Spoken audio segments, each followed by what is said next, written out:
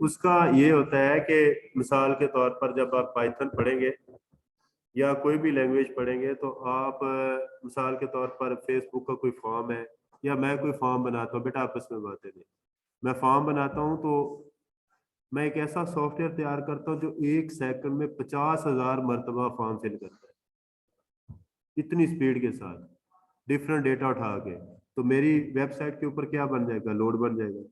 तो जब मैं एक इमेज लगा दूंगा तो वो जो हमारा सॉफ्टवेयर है वो इमेज को नहीं पढ़ सकता। ऐसा इमेज जो पीछे छुपा हुआ है किसी चीजों के अंदर, इमेज रिकग्निशन भी उसको सही तरीके से डिपिक्ट नहीं कर सकती। सिर्फ कौन करेगा, ह्यूमन बीइंग। तो ह्यूमन बीइंग की स्पीड क्या होगी, कम होगी। जब वो करेक्टर मैच करेंगे तो फिर वो फॉर्म रजिस्टर होगा। जब वो करेक्टर मैच नहीं होंगे, फॉर्म रजिस्टर नहीं होगा। तो रोबोट 100 दफा भी उस इमेज को ट्रांसलेट करे, इमेज टू टेक्स्ट ट्रांसलेट करे ओसीआर के थ्रू, तब भी वो क्या है, वो एग्जैक्ट इमेज नहीं उठा सकता, क्योंकि उसके ऊपर लाइनें शाइनें लगी होती है। ठीक है, वो ये नहीं बता सकता है कि ये ब्रिज कौन सा है, फलानी चीज कौन सी है। तो वो डिफरेंट किस्म के क्वेश्चन करता है, तो हर दफा आंसर क्वेश्चन डिफरेंट होगा। तो ट्रैफिक को रोकने के लिए, रोबोटिक ट्रैफिक को रोकने के लिए ये बनाए जाते हैं।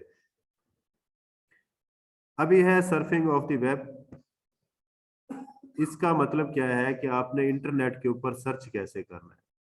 इंटरनेट के ऊपर सर्च करने के लिए आपको सबसे पहले जिस चीज की जरूरत है वो क्या है, ब्राउजर की है। कौन सा ब्राउजर, इंटरनेट ब्राउजर।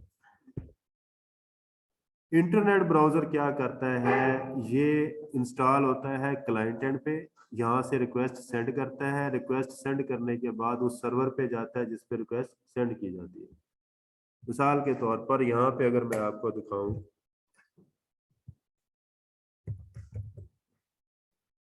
यहाँ पे मैं पिंग करता हूँ गूगल के सर्वर को,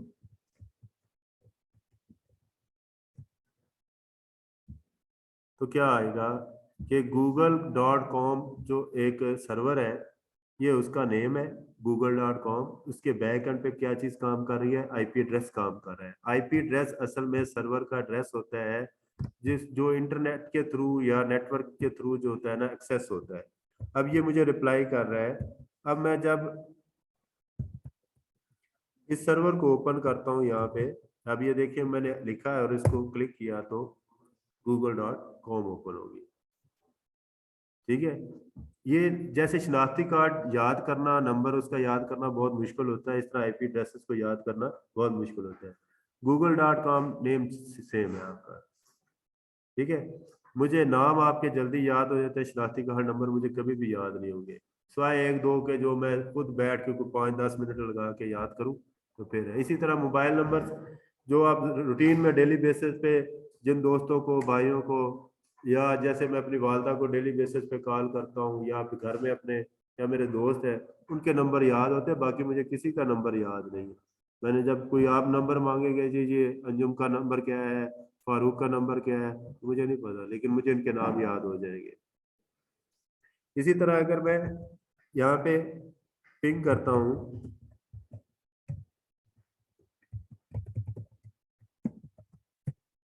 facebook.com को,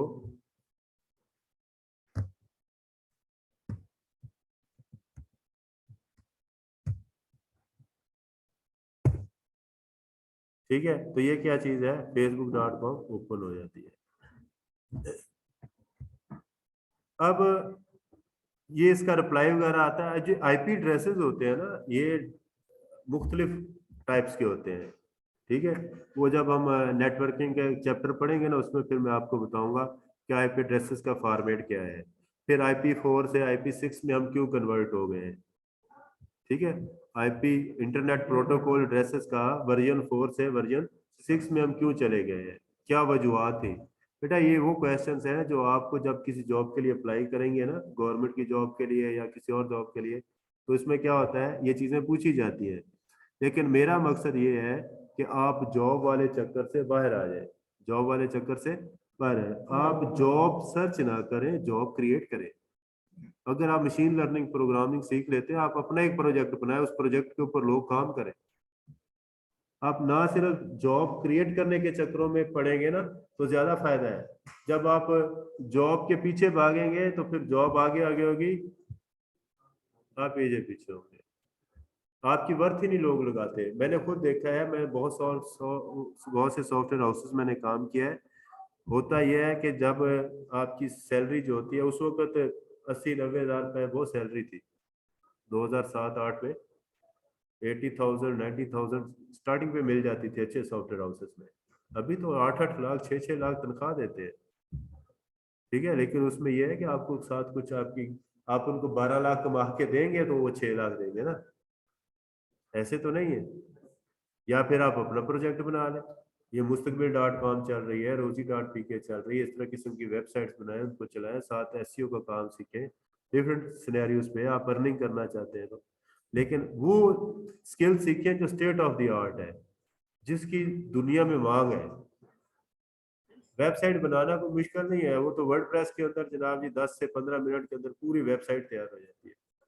10 से 15 मिनट घड़ी के टाइम के मुताबिक आप मुझे कहेंगे कि सारे ई कॉमर्स बेस्ड वेबसाइट बनानी है, ये थीम लगाना है, ये इस तरह की चीज हो, इस तरह की नजर आए, ये फीचर्स हो इसके अंदर, मुझे वो फीचर्स मैं देख लूंगा, मैं आपको घड़ी के टाइम के मुताबिक बताऊंगा, ये 15 मिनट में इंस्टॉल हो जाएगी। 15 मिनट में वेबसाइट बन जाती है। क्यों बनी बनाई होती है, इंस्टॉल ही करनी है, उसकी सेटिंग्स करनी है, उनके अंदर डेटा डालना है, जस्ट खत्म। बाकी प्रोडक्ट्स जो डालनी है वो फिर आपकी प्रोडक्ट्स 10,000 प्रोडक्ट्स हैं तो फिर उसके हिसाब से टाइम लगता है। प्रोडक्ट्स की आप कॉन्फ़िगरेशन क्या करना है, 10-15 प्रोडक्ट डमी प्रोजेक्ट्स के ऊपर, डमी प्रोडक्ट्स के ऊपर वो आसानी के साथ बन जाता है। अभी इंटरनेट ब्राउजर्स आपने देखने हैं कि इंटरनेट ब्राउजर जो है ये मुख्तलिफ कंपनियां मुख्तलिफ बना रही हैं। गूगल का बना रही है, क्रोम बनाती है। गूगल का कौन सा है, क्रोम। इंटरनेट एक्सप्लोरर किन का है, माइक्रोसॉफ्ट वालों का। इसी तरह आज के दौर में और भी बहुत सारे सॉफ्टवेयर आए हुए हैं इंटरनेट ब्राउजर। मैं ज्यादातर क्रोम और मोजिला फायरफॉक्स यूज करता हूँ। ठीक है, क्योंकि क्रोम दुनिया में ज्यादातर लोग यूज करते हैं। मैंने वेबसाइट डेवलपमेंट करनी होती है तो मुझे पता है कि ज्यादातर लोग जो है ना गूगल क्रोम यूज करते हैं। तो मैं जब वेब एप्लीकेशन बनाता हूँ तो इन 2-3 को मैं इंस्टॉल कर लेता हूँ अपने। तो इनकी रेजोल्यूशन, इनका फ्रंट एंड, इनकी लुक एंड फील देखने के लिए यूजर फ्रेंडली है कि नहीं है, ये स्क्रीन साइज फ्रेंडली है कि नहीं, बूटस्ट्रैप के अंदर ये रिस्पॉन्सिव बन रहे हैं कि नहीं बन रहे, वो थीम्स, वो सारी चीजें, मैं ये चीजें चेक करता हूँ। Once you have the internet connection, अगर आपके पास इंटरनेट कनेक्शन है, you are ready to begin surfing of the web. आप सर्फिंग कर सकते हैं। What is surfing? कभी देखा पानी के ऊपर वो तैर रहे होते हैं, नीचे छोटा सा वो लकड़ी का रखते हैं तो वो दे आर सर्फिंग, मैंने एक्सप्लोर कर रहे हैं उन चीजों को, उसके ऊपर सफर कर रहे हैं। That's using a web browser to view web pages. इसका मतलब ये है कि आप वेब ब्राउजर को यूज करते हैं और वेब पेजेस ओपन करते हैं। The first page that your web browser displays when it's open is your browser starting page or home page। वो क्या होता है, आपका होम पेज। आप वो चेंज कर सकते हैं होम पेज सेटिंग्स में जाके। आप उसकी जगह पे yahoo.com हर वक्त आ जाए, उसके ऊपर गूगल लाना चाहते हैं, या आप आपकी अपनी वेबसाइट है तो ऑटोमेटिकली क्या होगी, आपकी वेबसाइट वही ओपन होगी। Often this is home page for the website belonging to your browser। School की हो सकती है, आईएसपी या इंटरनेट सर्विस प्रोवाइडर जिनसे होती है। तो बात का तो इंटरनेट पैकेज खत्म हो जाता है ना, तो जिनसे वो आपने पैकेज खरीदा होता है उनकी वेबसाइट ओपन हो जाती है। आप google.com ओपन करते हैं, होती ओपन कौन सी है, पीटीसीएल वालों की। ठीक है।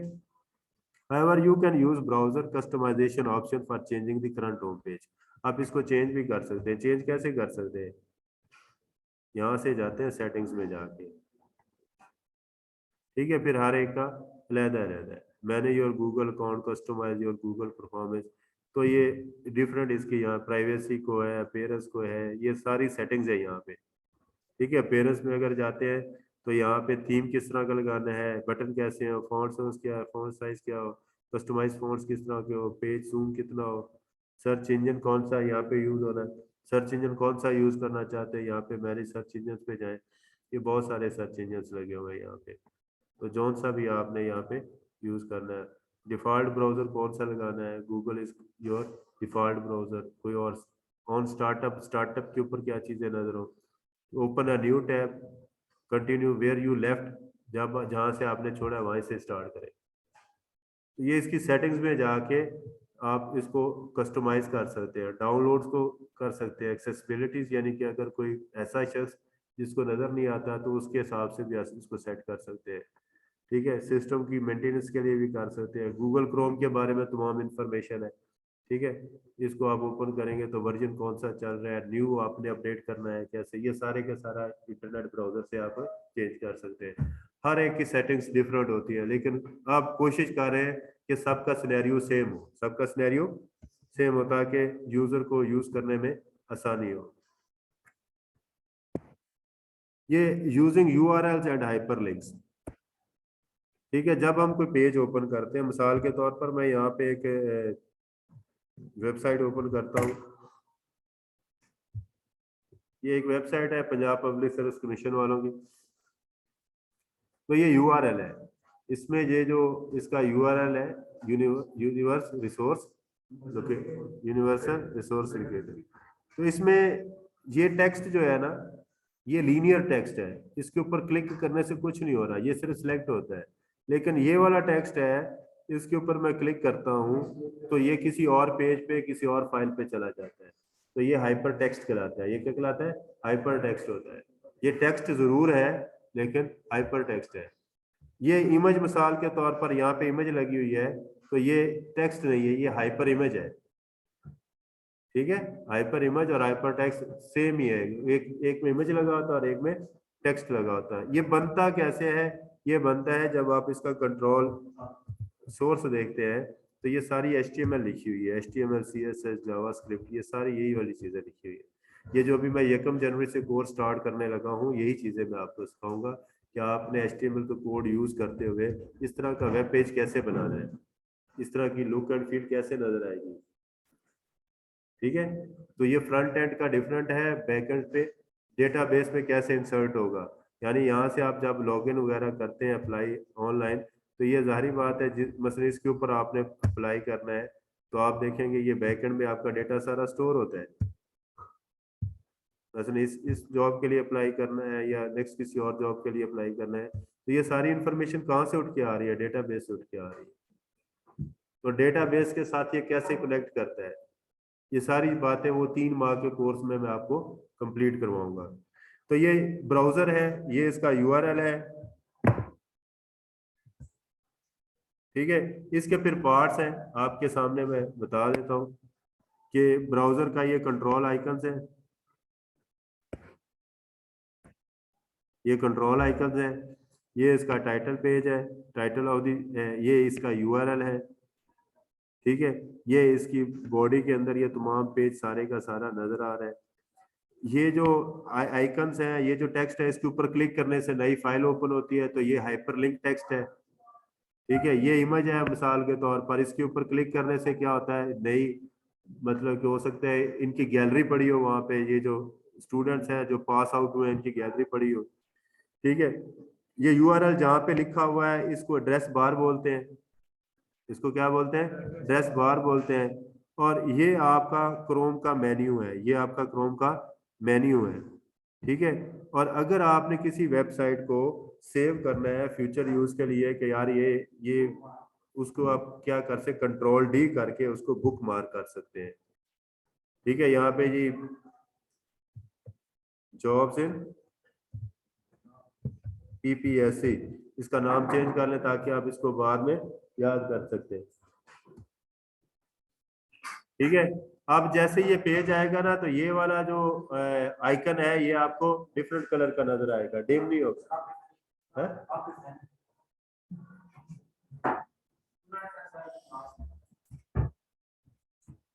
ठीक हो गया। ये इसका क्या है, बुक मार्क, जब कोई वेबसाइट हो जाती है, जब कोई वेब पेज या कोई वेबसाइट बुक मार्क हो जाती है, तो इसका कलर यहाँ से क्या होता है, चेंज हो जाता है। आपने इसकी जितनी भी एक्सटेंशन करनी है यहाँ से आप इसकी एक्सटेंशन कर सकते हैं। मिसाल के तौर पर मैंने अगर एक्सटेंशन एक डाउनलोड करनी है कि मैंने इस पूरी पेज का स्क्रीन आउट प्रिंट लेना है। ठीक है,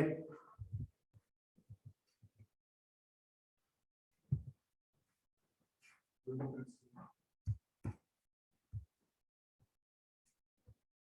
से नेट से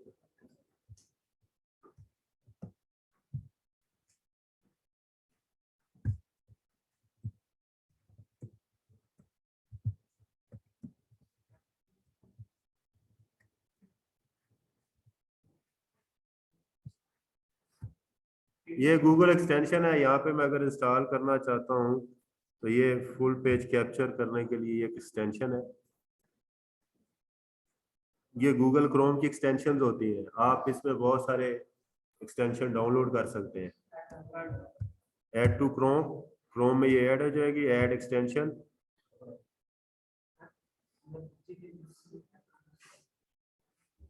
छोड़ दें, छोड़ दें।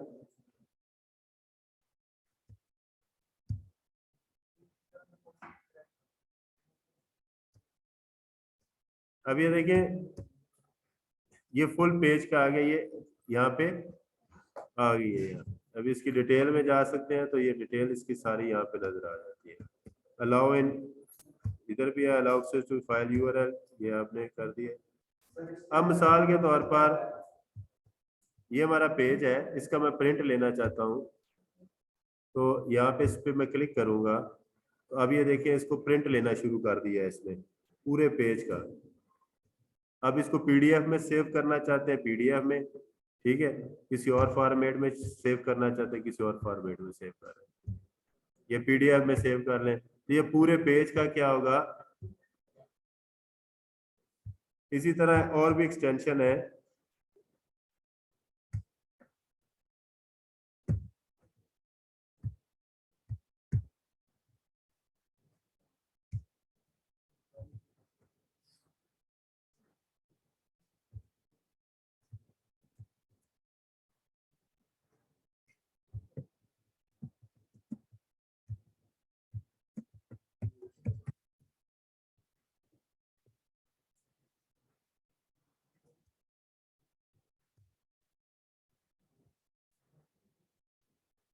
ये ऐड टू क्रोम करेंगे। अब ये एक्सटेंशन जो है ये आपके पेज को मैयर करने के लिए भी इस्तेमाल होती है।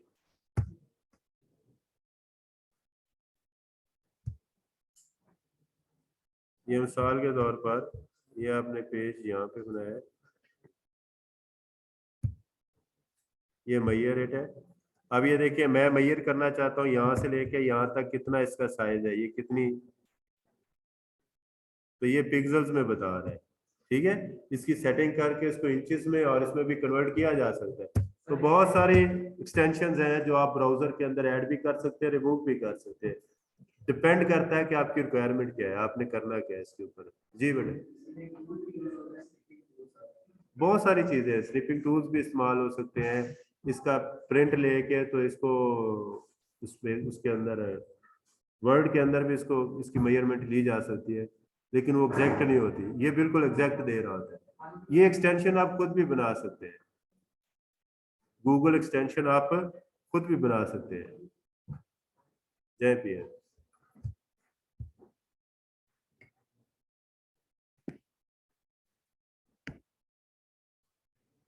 ये हिस्ट्री के बारे में भी मैंने आपको बताना है। अभी इसमें हिस्ट्री क्या है कि अगर आपने कंट्रोल एच करेंगे तो आप इसकी हिस्ट्री को एक्सेस कर लेंगे, कंट्रोल एच करेंगे तो इसकी हिस्ट्री को, तो अगर आपने इसकी हिस्ट्री को डिलीट करना है तो कंट्रोल और ये शिफ्ट और डिलीट दबाएंगे तो ये हिस्ट्री को क्या कर सकते हैं, डिलीट कर, कंट्रोल शिफ्ट और डिलीट। तो ऑल टाइम की करनी है, लास्ट आवर की करनी है, तो मैं इसलिए डिलीट नहीं करता कि वो मैंने चूंकि बहुत सारे फॉर्म्स के ऊपर किया होता है, साइन इन किए होते हैं। एडवांस में जाके आप इसके पासवर्ड भी रिमूव कर सकते हैं, password, signing data, download history, auto fill form, जो आप फॉर्म एबीसी लिखते हैं तो सारा फॉर्म फिल हो जाता है। इसी तरह हॉट्स होस्टेड ऐप डेटा जो है वो भी, जो आप उसको भी आप क्लियर कर सकते हैं यहाँ से। नहीं नहीं, जब इस पे करेंगे ना फिर। तो बेटा ये सारी चीजें आप क्या कर सकते हैं, इसके अंदर है मैनेज कर सकते हैं। इसके अंदर using favourite, bookmarks and history. फिर ईमेल एड्रेसेस के बारे में पता है, ईमेल क्या चीज होती है? इलेक्ट्रॉनिक मेल कहलाती है। मैंने जब आपको कोई मैसेज कंप्यूटर के जरिए से भेजना है एक कंप्यूटर से दूसरे कंप्यूटर में या सर्वर के अंदर, तो वो मेरा इलेक्ट्रॉनिक मैसेज कहलाता है। तो मेल असल में क्या है? मैसेज है। उसको फिर सिक्योरिटी फ्राहम की जाती है, लॉगिन और पासवर्ड के बगैर उसको एक्सेस नहीं किया जा सकता, तो वो एक पूरा मेलिंग सिस्टम बन जाता है। हम अपने कंप्यूटर से दूसरे के कंप्यूटर से क्या कर सकते हैं? मैसेज सेंड कर यूजिंग मेल एप्लीकेशंस। आपका जो ईमेल होता है उसका एक खास फॉर्मेट होता है, ठीक है? वो उसका जो है, आप जब गूगल जीमेल का कोई ईमेल अकाउंट क्रिएट करते हैं तो उसका नाम और जो है ना बाकी चीजें सारी उनके रूल्स के मुताबिक रखनी पड़ती हैं।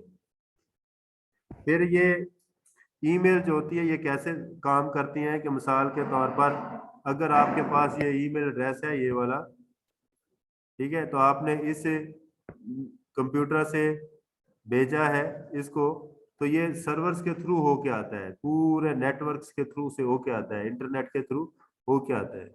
ये ऐसे नहीं है कि जी आपने अपने मोबाइल से इधर भेज दिया। वो आप सेंड मैसेज के थ्रू भी कर सकते हैं। मैसेज भी आपने जब टेक्स्ट मैसेज सेंड करना है तो फिर वो जो आपका जैसे यू फोन है जो सर्विस प्रोवाइडर है उनके सर्वर्स के थ्रू से होता हुआ आपके पास आएगा। आप चाहे करीब भी खड़े हैं, वो पूरा प्रोसेस होने के बाद आपके पास आएगा।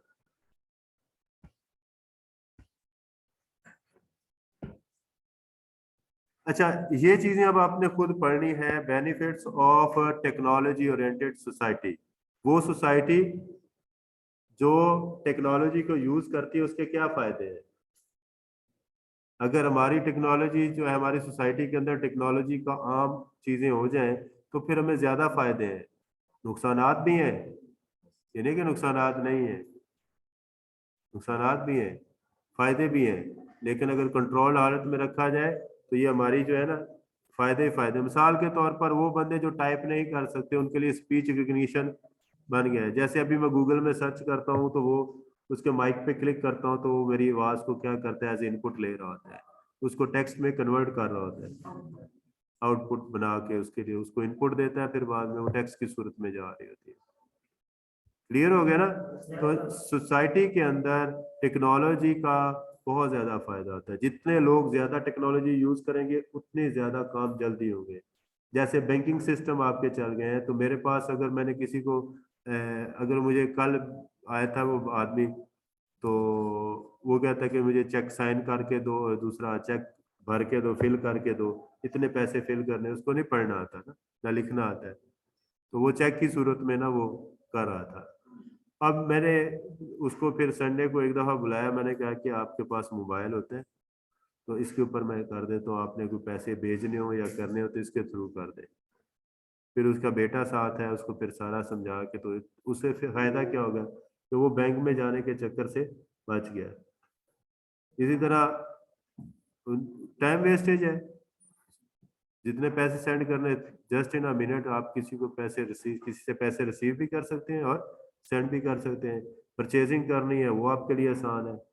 आपका अगर कार्ड गुम भी हो जाता है तो उसको एक्सेस कोई नहीं कर सकता जब तक कि आपके मोबाइल के ऊपर उसका मैसेज नहीं आता, आप उसको कंफर्म नहीं करते।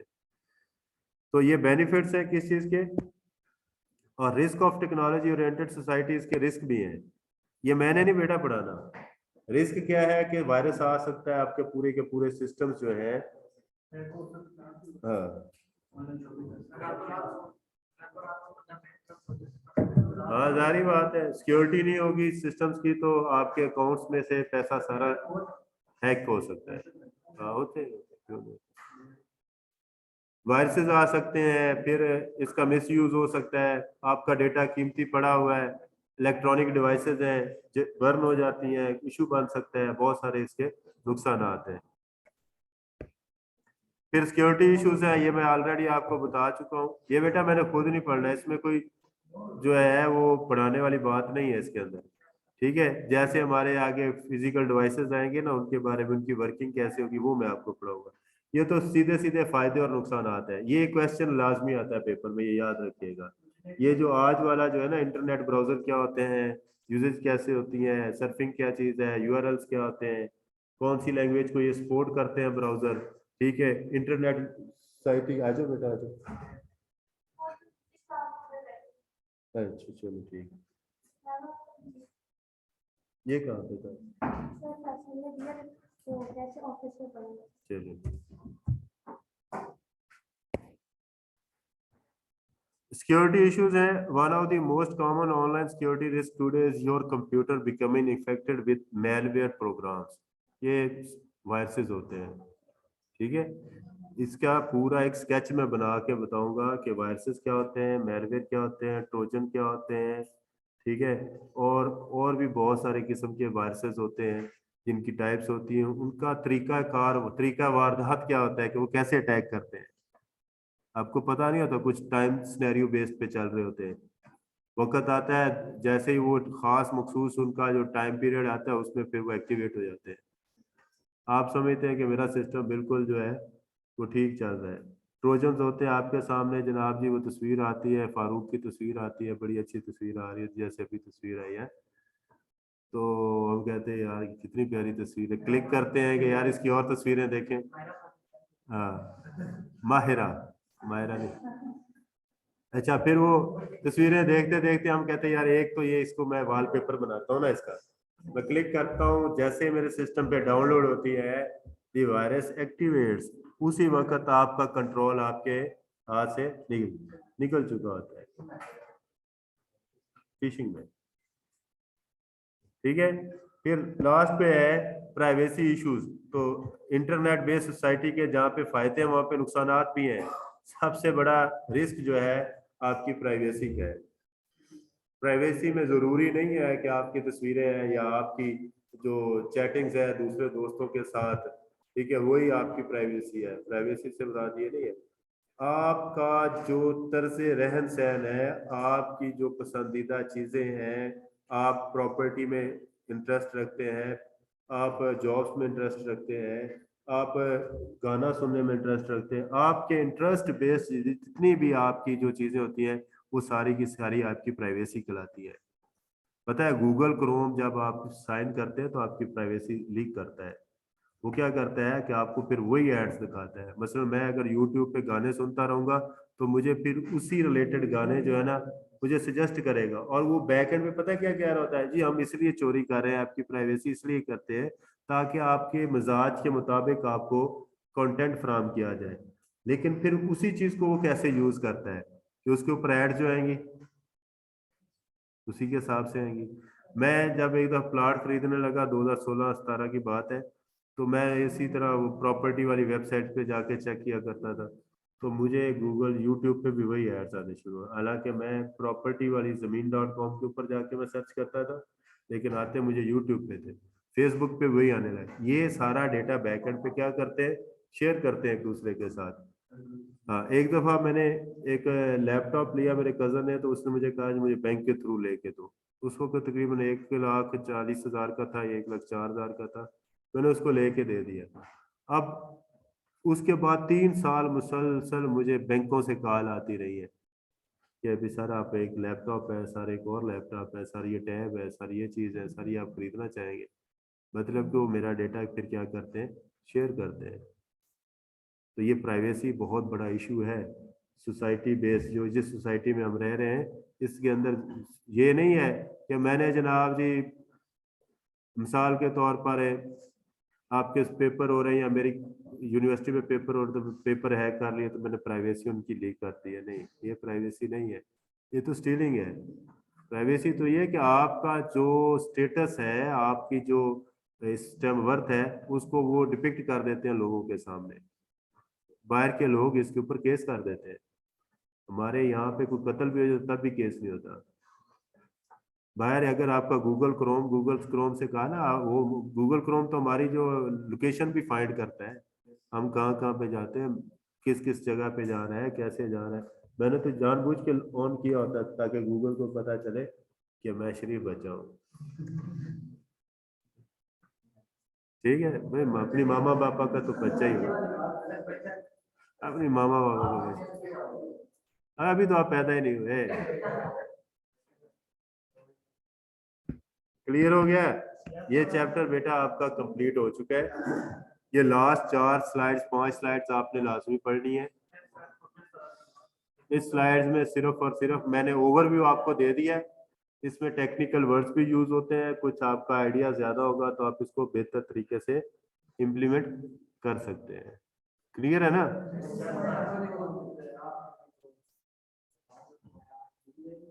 क्या बेटा?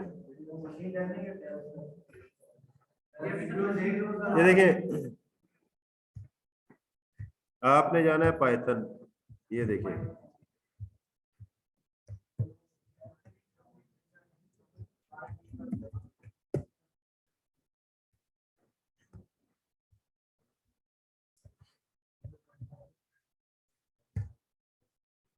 डाउनलोड्स में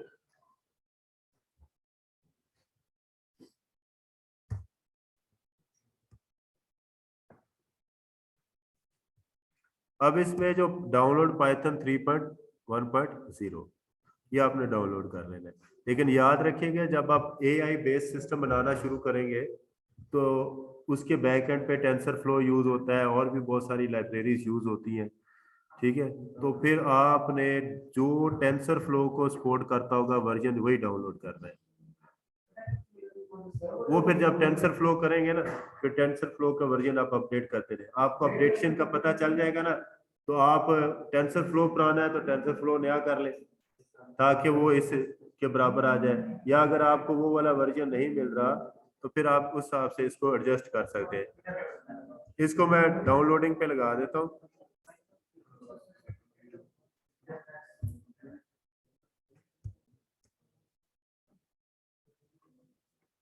ऐड पाइथन 3.10 टू पाथ, ये पाथ भी आपने क्या कर देना है, ऐड कर देना है। उसके बाद आपने इसको इंस्टॉलेशन करना शुरू कर देनी है पाइथन की।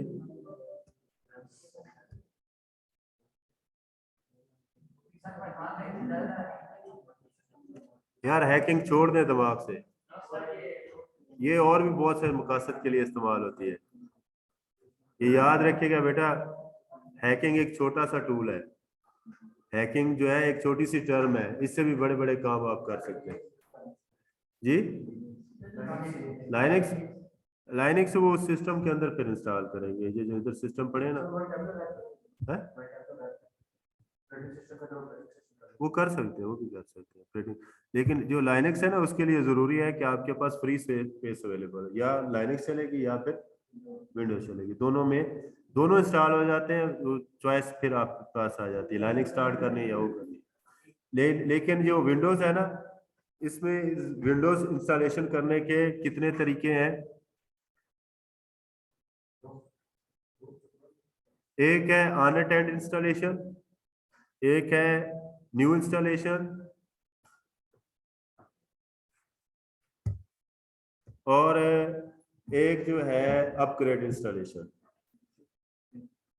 न्यू इंस्टॉलेशन में ये होता है कि आपका सिस्टम होता है उसके ऊपर नई किस्म की, एक सॉरी क्लीन इंस्टॉलेशन।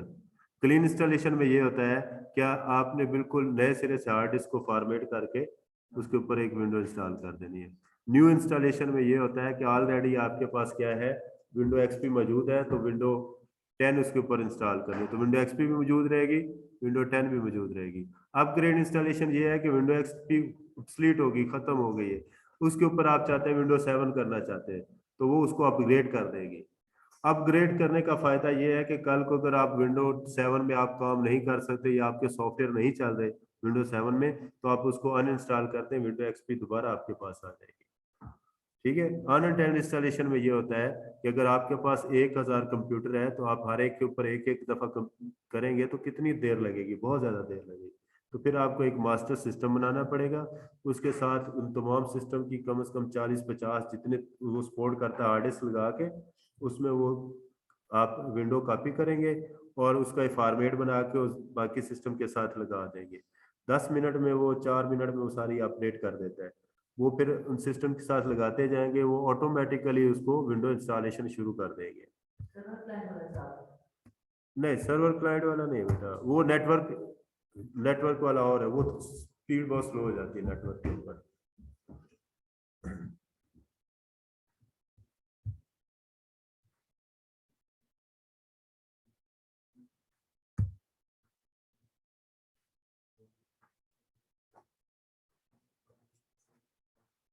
ये देखिए, ये अब यहाँ पे लोकल होस्ट पे ये चलना शुरू हो गई है। ठीक है, बिल्ट इन मॉड्यूल इसके अंदर ये वाले मॉड्यूल्स बिल्ट इन है, ये सारे मॉड्यूल्स पड़े हैं। आप इसमें और भी एक्स्ट्रा ऐड कर सकते हैं। इंस्टॉलेशन का पता चल गया आपको?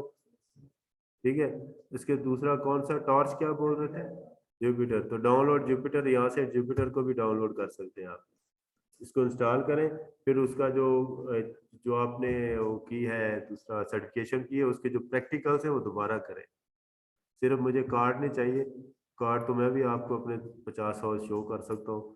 कार्ड भी चाहिए मुझे साथ, प्लस प्लस आपकी वर्किंग भी चाहिए। मैंने बताया कि एआई बेस्ड सिस्टम सारे चलेंगे। आगे ये वेब एप्लीकेशन या इस तरह की चीज़ें बहुत कम है, तो इन चीज़ों को सीखना है। कोशिश करें कि इनके लिए इतने महंगे सिस्टम नहीं चाहिए, कि आप ड्यूल कोर भी यूज़ कर सकते हैं इनके लिए। बस घर वालों के ऊपर आपने बोझ नहीं डालना।